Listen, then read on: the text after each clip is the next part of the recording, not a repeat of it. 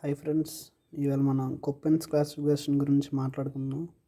జనరల్గా SSC exams or competitive exams ఏదైనా రాసినప్పుడు మనకి ఒక బిట్ అని అడుగుతాడు కొప్పెన్స్ క్లాసిఫికేషన్ గురించి.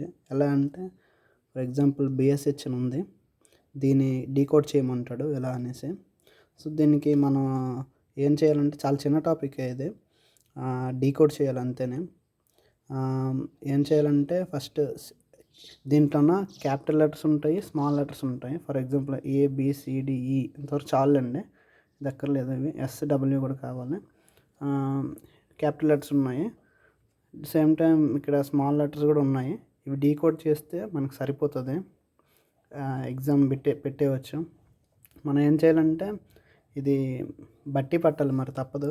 ఏ అంటే ట్రాపికల్ అని, బి అంటే డ్రై అని, సి అంటే టెంపరేట్ అని, డి అంటే కాంటినెంటల్ ఆర్ కోల్డ్ స్నో అని, ఈ అంటే పోలార్ అని, ఎస్ అంటే semi arid or steppe climate, W means dessert.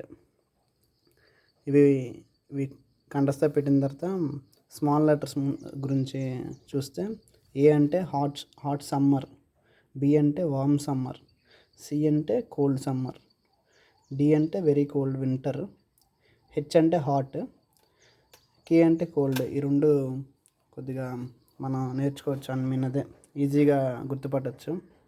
So ఇప్పుడు దీంట్లోన 5 గ్రూప్స్ ఉంటాయి, group A, group B, group C, group D, group E అనేసి. గ్రూప్ ఏలోన ఇప్పుడు గ్రూప్ ఏ అంటే ఏం చెప్పిన ట్రాపికల్ అనేసే కదా. So group A tropical. ఇప్పుడు గ్రూప్ ఏలో ఈ 4 ఉంటాయి. ఇప్పుడు మనం ఏతో స్టార్ట్ అయ్యాయి కాబట్టి మనం ముందు ఈజీగా అర్థం చేసుకోవచ్చు ఏ అంటే ట్రాపికల్ అనేసి. సో మనకి ఎఫ్ అంటే ఇక్కడ నో డ్రై సీజన్ అనేసి, ఎం అంటే మాన్సూన్ క్లైమేట్ అని, వింటర్, డబ్ల్యూ అంటే వింటర్ డ్రై సీజన్ అని, ఎస్ అంటే సమ్మర్ డ్రై సీజన్ అని. ఈ 4 బాగా ఈ 4 బాగా బట్టి పెడితే మ్యాక్సిమం మనం స్కోర్ చేయొచ్చు. ఈ 4 మొత్తం తిరుగుతుంది అంతే. ఇప్పుడు అంతే అండి. Group A, group B, group C, group D, group E ఉన్నాయి కదండి.